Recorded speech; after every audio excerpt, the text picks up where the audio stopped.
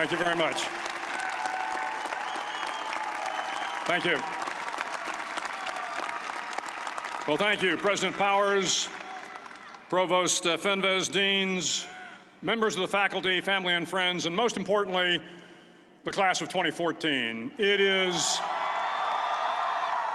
is indeed an honor for me to be here tonight. It's been almost 37 years to the day that I graduated from UT. I remember a lot of things about that day. I remember I had a throbbing headache from a party the night before.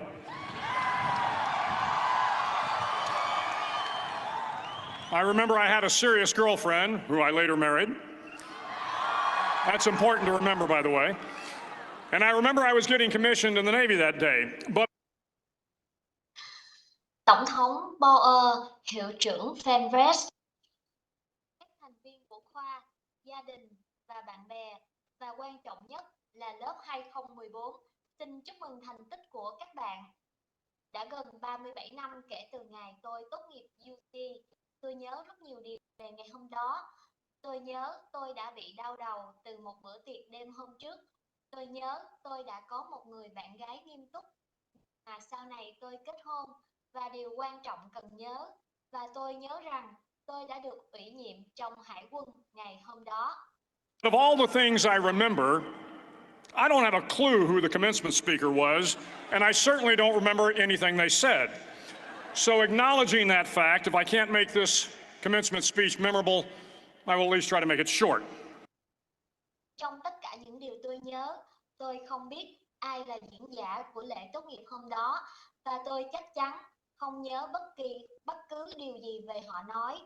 Vì vậy, thừa nhận thực tế đó, nếu tôi không thể làm cho bài phát biểu bắt đầu này đáng nhớ, tôi sẽ cố gắng làm cho nó ngắn gọn.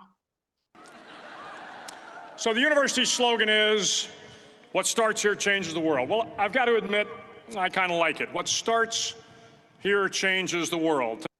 Khẩu hiệu của trường đại học là những gì bắt đầu từ đây thay đổi thế giới. Tôi phải thừa nhận, tôi khá thích nó. Những gì bắt đầu từ đây thay đổi thế giới. Tonight there are almost 8,000 students, or there are more than 8,000 students graduated from UT. So that great paragon of analytical rigor, Ask.com, says that the average American will meet 10,000 people in their lifetime. 10,000 people, that's a lot of folks. But if every one of you changed the lives of just 10 people, and each one of those people changed the lives of another 10 people, and another 10, then in 5 generations, 125 years, the class of 2014 will have changed the lives of 800 million people. Tối nay, có sinh viên tốt nghiệp UT. Đó là hình mẫu tuyệt vời của sự nghiêm ngặt phân tích. Ask.com nói rằng người Mỹ trung bình sẽ gặp 10.000 người trong cuộc đời của họ. Đó là rất nhiều người, nhưng nếu mỗi người trong các bạn chỉ thay đổi cuộc sống của 10 người, và mỗi người trong số người đó đã thay đổi cuộc sống của 10 người khác, chỉ 10 người, thì trong 5 thế hệ, 125 năm, lớp 2014 sẽ thay đổi cuộc sống của 800 triệu người. 800 million people. Think about it. Over twice the population of the United States. Go one more generation, and you can change the entire population of the world. 8 billion people. 800 triệu người, hãy nghĩ về nó. Hơn gấp đôi dân số Hoa Kỳ. Đi thêm một thế hệ nữa, và bạn có thể thay đổi toàn bộ dân số thế giới. 8 tỷ người. If you think it's hard to change the lives of 10 people, change their lives forever, you're wrong. I saw it happen every day in Iraq and Afghanistan.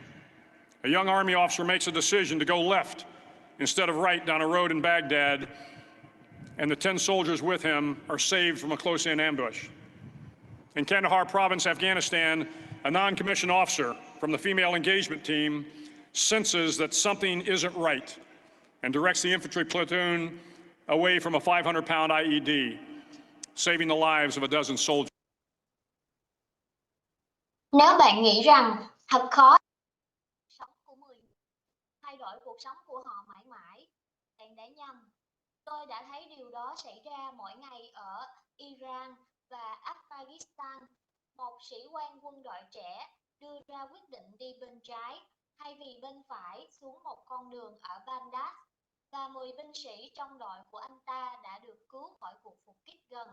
Tại tỉnh Kandahar, Afghanistan, một hạ sĩ quan thuộc đội nữ tham gia cảm thấy có điều gì đó không ổn và chỉ đạo trung đội bộ binh tránh xa IED nặng 500 pound, cứu sống hàng chục binh sĩ. But if you think about it, not only were those soldiers saved by the decisions of one person, but their children were saved, and their children's children. Generations were saved by one decision, one person. But changing the world can happen anywhere, and anyone can do it. So what starts here can indeed change the world. But the question is, what will the world look like after you change it? Nếu bạn nghĩ về nó, không chỉ những người lính này cứu được bởi quyết định của một người, mà những đứa con chưa được sinh ra và con cái của họ cũng đã được cứu. Các thế hệ được cứu bởi một quyết định, bởi một người.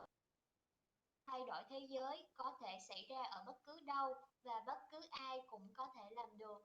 Vì vậy, gì bắt đầu ở đây thật sự có thể thay đổi thế giới. Nhưng câu hỏi là thế giới sẽ như thế nào khi bạn thay đổi nó? Well, I'm confident that it will look much, much better. But if you'll humor this old sailor for just a moment, I have a few suggestions that may help you on your way to a better world. And while these lessons were learned during my time in the military, I can assure you that it matters not whether you ever served a day in uniform.